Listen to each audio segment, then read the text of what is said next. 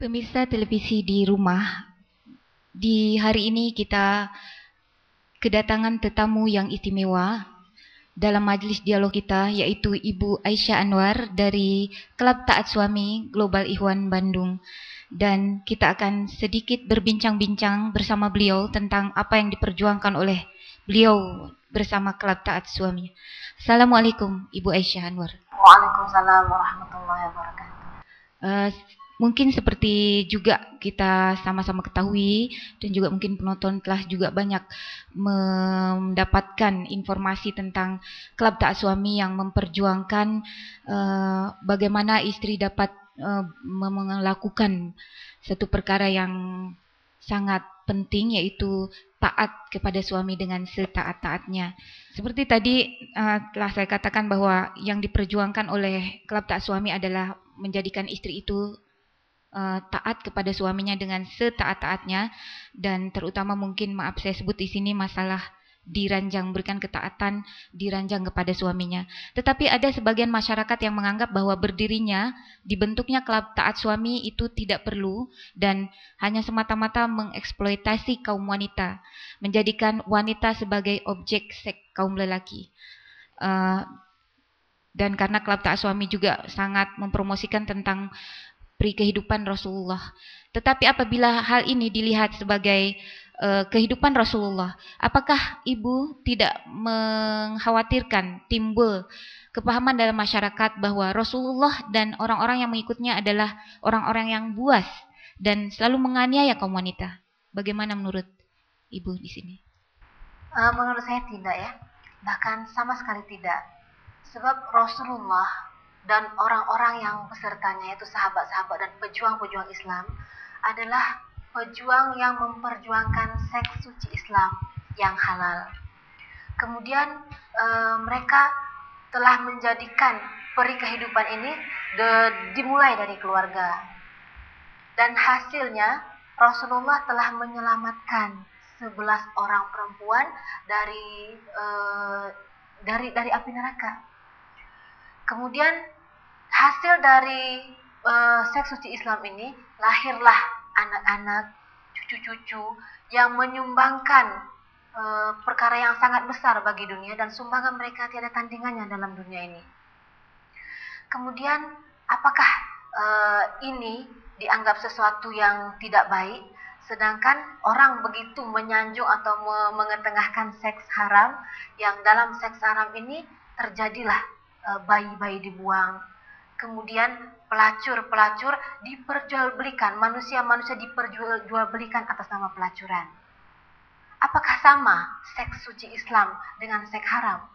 Sedangkan seks haram telah menghasilkan masyarakat yang porak-poranda, masyarakat yang rusak, sedangkan seks suci Islam menghasilkan tokoh-tokoh yang berperanan di dunia, dah terbukti berperan di dunia dan memberikan sumbangan yang besar bagi negara dan bangsa, bahkan seluruh dunia.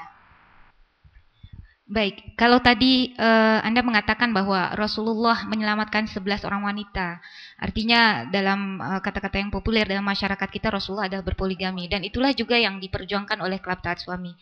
Tetapi menurut Anda, apakah masyarakat kita sekarang ini dapat menerima cara hidup poligami yang diperjuangkan oleh Klub Taat Suami ini? Jadi orang-orang yang menyerahkan hidupnya menjadi hamba kepada Allah tentu akan boleh menerima poligami, akan sangat menerima poligami, sebab mereka mau menjadikan diri mereka dan kehidupan mereka bebas dari kengkangan nafsu yang jahat, terutama bakhil, tamak, dan ingin mementingkan diri sendiri. Bahkan tokoh-tokoh wanita di dunia semestinya menghadiahkan istri kepada suaminya. Kalaulah klub lain ataupun dari kelompok Anda tidak mampu memberikannya, tapi kami telah membuktikannya bahwa poligami adalah praktikal kehidupan, dan siapa lagi yang akan memperjuangkan ini? Siapa lagi yang akan mengetengahkan perkara ini ke dalam masyarakat? Sedangkan masalah di masyarakat sekarang ini kita lihat terlalu lazim, sudah menjadi budaya dalam kehidupan, suami-suami mencari pelacuran di luar. Akankah ini dibiarkan? Akankah fenomena ini dibiarkan terus berada memenuhi kehidupan masyarakat, lalu siapa yang ingin memperjuangkannya? Maka kami telah mencetuskannya dan kami telah melakukannya sebagai model dalam kehidupan.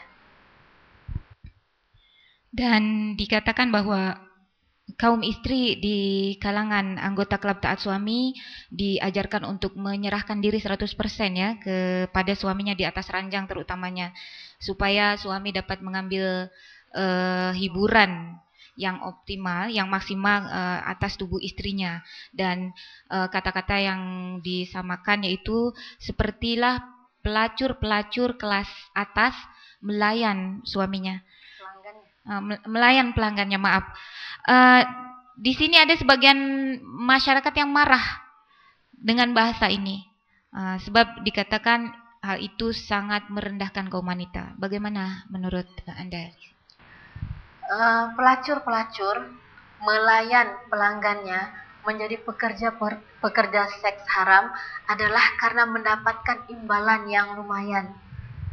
Sedangkan perlakuan ini dilakukan oleh istri terhadap suaminya adalah karena sesuatu itu adalah suci. Kemaluan istri adalah halal bagi suaminya sejak diijab kabulkan. Kemudian di atas anugerah Allah, dia telah dinikahkan dan telah berpindah amanah kepada suaminya dalam urusan penjagaan dan sebagainya, maka dia wajarlah dia untuk memberikan layanan yang sedemikian rupa itu, bahkan bekerja sama dalam hal hubungan intim, sehingga dengan itu Allah memberikan keindahan dan kenikmatan sepuas-puasnya, keindahan seindah-indahnya, dan mereka menjadikan peri kehidupan ini menyelesaikan masalah, sehingga suami tidak lagi mencari alternatif di luar. Kemudian bila kita lihat, bila kehidupan yang umum di mana suami-suami selalu pergi ke pelacuran atau menjadikan pelacur sebagai langganan, sebagai alternatif dan sebagai hiburannya, apa yang didapatkan dari seks haram ini? Kalau seks suci menghasilkan orang-orang yang menjadi tokoh, yang membangun, yang memperjuangkan Islam, yang memberikan sumbangan kepada dunia, lalu apa yang didapatkan dari seks haram?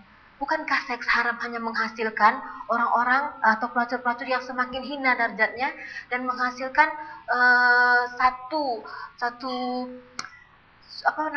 satu kenyataan di masyarakat bahwa selalu terjadi kasus buang bayi. Nah, itulah yang ingin saya sampaikan, bahwa